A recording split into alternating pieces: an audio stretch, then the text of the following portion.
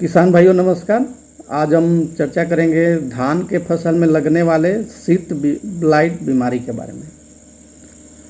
धान महत्वपूर्ण खाद्य फसलों में से एक है और दुनिया की लगभग आधी आबादी के लिए दैनिक आहार का एक अनिवार्य हिस्सा है।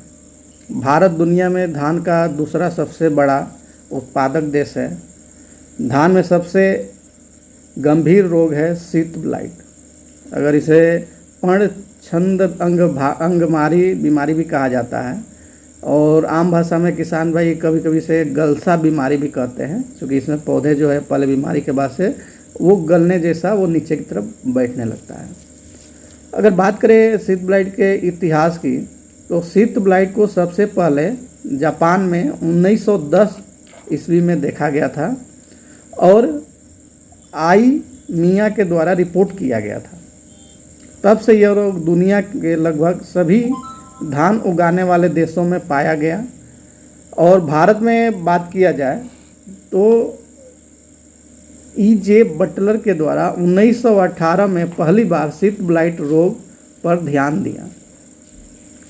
अगर शीत ब्लाइट बीमारी से होने वाले नुकसान की बात करें तो यह रोग धान के उपज के साथ साथ उस अनाज के गुणवत्ता को भी नुकसान होने का एक मुख्य कारण बनता है।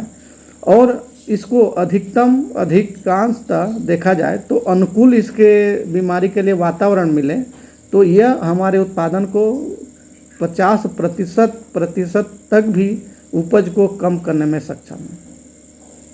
तो अभी हम इसके पहचान और इसमें कौन सी दवा कारगर है, कब प्रयोग करना चाहिए, इसके बारे में हम चर्चा करेंगे।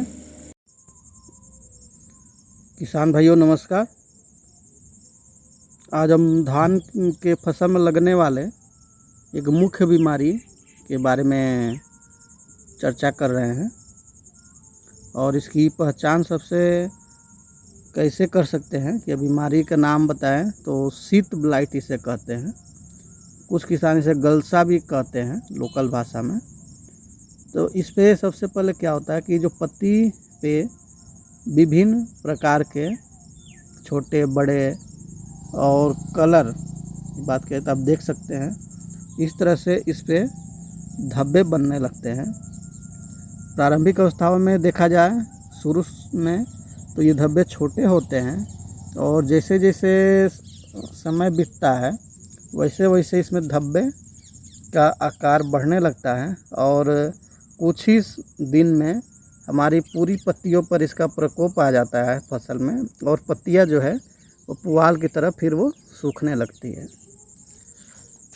अभी शुरुआत में देखा जाए तो ये पत्तों पे और जो पत्तों के साथ साथ जो डंठल होते हैं उनके पत्ती जो कवर किया हुआ रहता है उस पर ये धब्बा बनता है।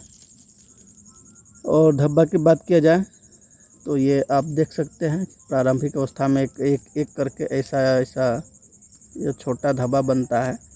फिर अगर इसको ध्यान नहीं दिया जाए और ये प्रकोप अधिक होने पर फिर ऐसे ऐसे फिर लंबे लंबे चकते टाइप के ये धब्बे बनने लगते हैं। और इसका देखा जाए तो अगर प्रभावित अधिक हो जाता है पौधा का ये बीमारी का प्रकोप तो कभी कभी हमारी फसल को ज़्यादा क्षति होता है और उत्पादन कम प्राप्त होता है।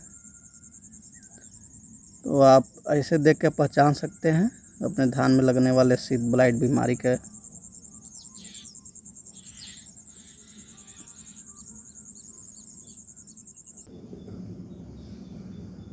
आप देख सकते हैं कि जो पत्ते हैं पत्ते के भाग पर अनियंत्रित ये धब्बे दिखाई दे रहे हैं।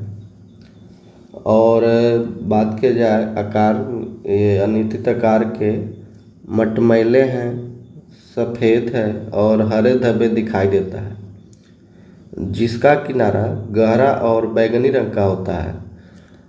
बाद में इन धब्बों का रंग पुआल जैसा हो जाता है। और अगर हम बात करें कि इस बीमारी का होने का मुख्य जो कारण होता है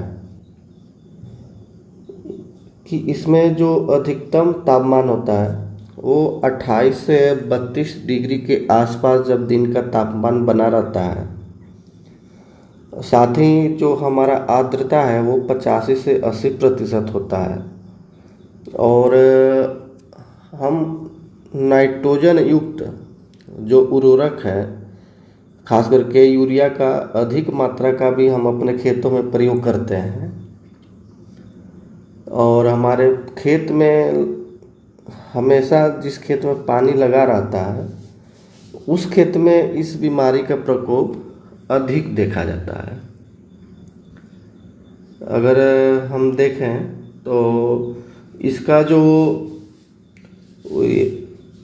जो बीमारी का पिछले वर्ष अगर हमारे खेतों में लगी रहती है, उसके बाद भी ये अगले 2 वर्ष तक इस बीमारी मिट्टी में या रहता है, और 2 साल तक अगर जब भी हम अपने खेतों में धान लगाते हैं तो ये सक्रिय रहता है, सक्रिय हो जाता है, और जीवित होने के बाद यह हमारे फसलों को नुकसान पहुंचाने लगता है।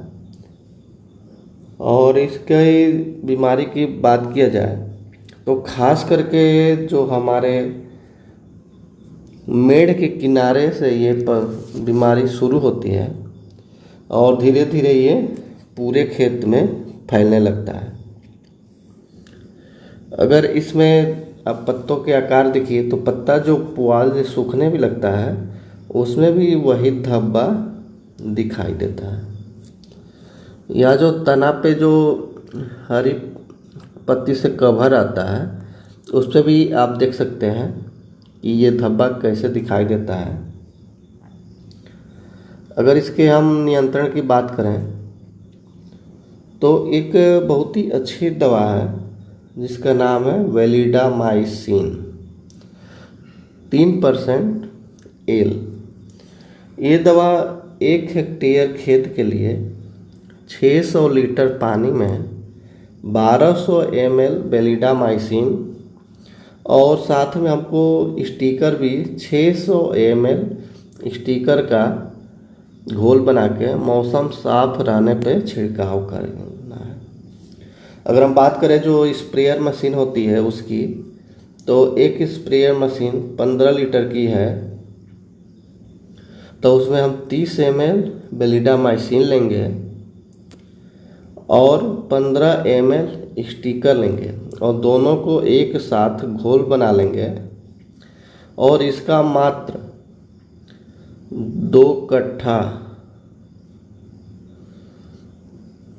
में 1 टंकी घोल का छिड़काव करना चाहिए, क्योंकि देखते हैं कि जो नीचे वाली पत्ती हो उसमें बीमारी अधिक रहता है और ऐसे में हम पानी की पर्याप्त मात्रा का प्रयोग करेंगे तो पानी दवा के साथ नीचे वाली पत्ती पे भी जाएगा और ये बीमारी उससे हमारे रुक जाता है। और खासकर ध्यान देना चाहिए कि मौसम जब साफ हो तभी करना चाहिए।